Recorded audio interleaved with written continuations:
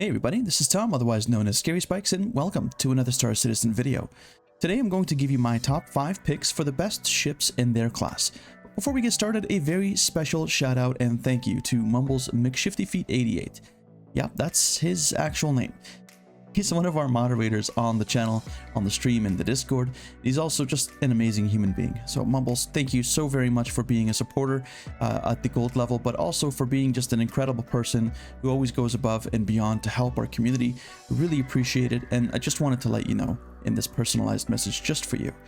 Before we get started, I also want to let you guys know that we do stream Mondays, Wednesdays, and Fridays over at Twitch at 8 p.m. Eastern, and that we have an amazing Discord community if you haven't figured that out already, and you can join both of those by following the links in the description below. Also, make sure to like the video if it's helpful to you, subscribe if you're new, and ring the bell so that you never miss a video in the future. Without any further ado, let's get started with this video.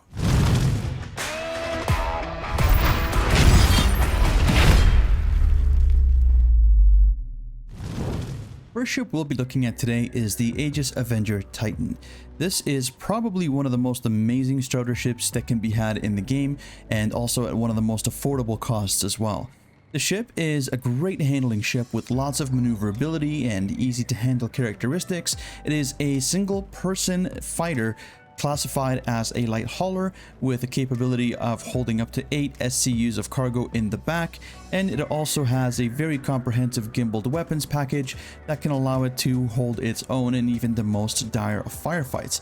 These weapons can also be upgraded to size 3 and size 4 weapons, as you can see here, as long as you're happy with having them being fixed as opposed to gimbaled, which is the default package loadout. The ship looks amazing. It has a bed for logging out in, lots of space for carrying stuff in the back, and is just an overall fantastic ship to fly. For the money that you're paying, and especially since it's available in a game package, I would definitely say that this ship is one of the best ships that you can buy as a new citizen in the verse. It'll last you quite a long time, it'll take you quite some time to grow out of it, so to speak, and it will allow you to really get a lot done without all the fuss of some of the larger ships.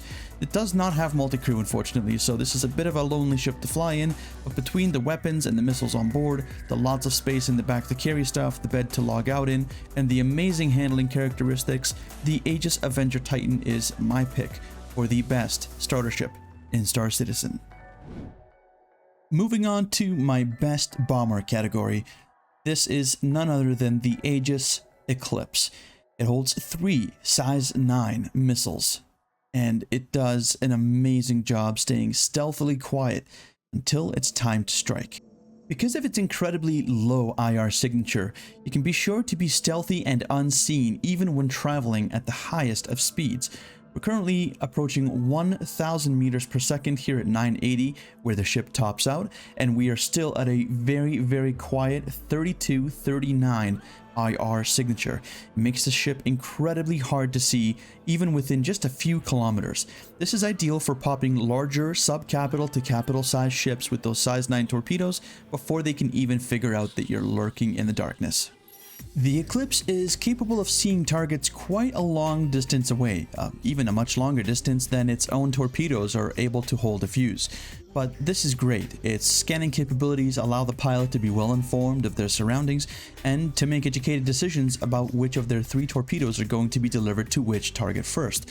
Of course, given that all of these hammerheads have Amazon Prime, they will be getting their deliveries the same day.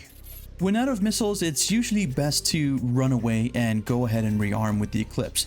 It is a wonderful bomber, but unfortunately, it is a really subpar dogfighter with only a couple of small Gatling guns that are available to it from the front. That being said, it's usually a better ship to flee and rearm in and come back when you're ready to stalk your prey again, as opposed to trying to duke it out in space as a dogfighter.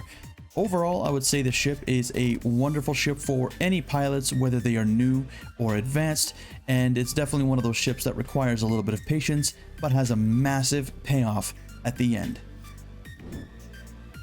My pick for the best all-around ship would have to go to the MSR, the Crusader Mercury Star Runner. This is honestly the best overall ship in the game, in my opinion. It does everything exceptionally well. It has enough weapons to defend itself, enough cargo space to haul a bunch of stuff, data for when that becomes relevant, and a nice cargo bay for carrying around all of your friends and all of their gear. It also has a lot of space inside for all of its inhabitants, as well as a nice selection of missiles to help in its self-defense. The MSR is not just beautiful outside, but inside as well. Here we can see the bridge of the MSR is very well lit, and it's conducive to a very clean and tidy space, available for the pilot and co-pilot to focus on the job at hand without too many distractions. If you want to get a more in-depth tour of the MSR, make sure to check out my guide in the top right hand corner of the screen. The MSR is also able to defend itself with a bevy of different weapons, including size 2 and size 3 missiles, 2 Panther laser repeaters for the pilot, as well as 2 Panther laser repeaters for each of the upper and lower gunners accessible through these seats. There's a habitation section for you and your friends to rest and relax, or even work in between missions. And even a recreation room where you can sit and have a drink as well as play some chess. And there's also a scanning room to facilitate scanning of different sorts, although this has not been implemented in the game as of yet. Finally, you get a very generous amount of cargo to store in the ship, which totals 114 SCU, and you can also fit some smaller to medium-sized vehicles in here, including an Ursa rover. Moving on, we're going to talk about my pick for the best mining ship in the game. Now, unfortunately, we won't be talking about the Mole here, as it is a multi-crew ship, and solely for that reason it will be excluded from this list. The Prospector, on the other hand, is not such a ship. It can be crewed by just a single person. It has a great selection of different types of thrusters, including these amazing VTOL thrusters in the back, to allow the pilot to maneuver around larger rocks, as well as having a selection of mining heads and consumables at the pilot's expense in order to allow the pilot to adapt to a variety of different rocks.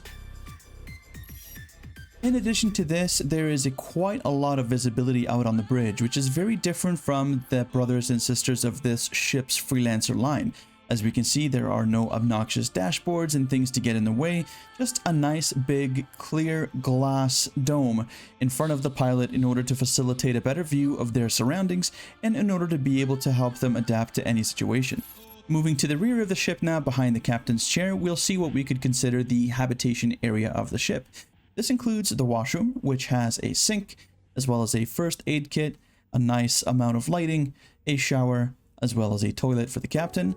There is a single escape door and what doubles as an entry and exit door for the ship, with a ladder on the port side of the ship, as well as a single bed and a few other small amenities for the captain.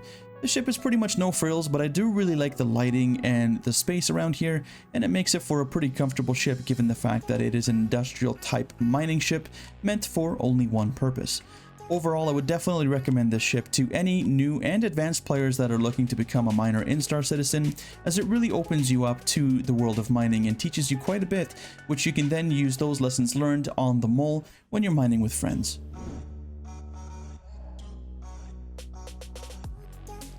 Finally, we're going to be looking at my #1 pick for the best bounty hunting ship in all of Star Citizen. And yes, that is the RSI Constellation Andromeda. If you haven't seen my video on this, make sure to check it out. This thing is an absolute beast in PvE. It has 4 size 4 weapons, 2 of which can be upgraded to size 5, a number of missiles, 52 in total, which is more than almost any other ship in the game, which can devastate opponents, as well as a snub fighter, which will be accessible in 3.13 once ship-to-ship docking becomes available. The ship also literally screams multi-crew. As you can see, we have 2 seats here by the captain's seat to assist with power and shields, and we also have a series of turrets, one at the bottom and one at the top, each with a pair of size 2 weapons. Moving towards the back of the ship here, we have plenty of space for the crew, and moving forward into the middle section of the ship here, we can see that we have 96 SCU worth of storage, which can also hold a Ursa rover. There's a number of airlocks here, one on the port and the starboard side of the ship, as well as a number of missiles, the ones that we talked about before. Additionally, towards the back of the ship, we can see that this is the area where the snub fighter is housed, and this is the area where the new airlock system will be placed once ship-to-ship docking becomes a thing. Suffice it to say, this is probably one of my favorite ships in the game. It does a great job with bounty hunting with its impressively long-range weapons, missiles, and decent defenses even despite the shield holes. It's a great ship for bounty hunting and one that absolutely decimates even the most high risk of targets, and one that I would be happily able to recommend to just about any pilot interested in bounty hunting. I hope you enjoyed this video. If you liked what you saw and it was helpful to you, make sure to like the video to let me know, subscribe if you're new, and ring the bell so that you never miss a video in the future. Make sure to join us on stream Mondays, Wednesdays, and Fridays at 8 p.m. Eastern on Twitch, and also our Discord community. Links for all of those can be found in the description below. Again, thanks very much for watching, and I hope to see you in the next video. Bye for now.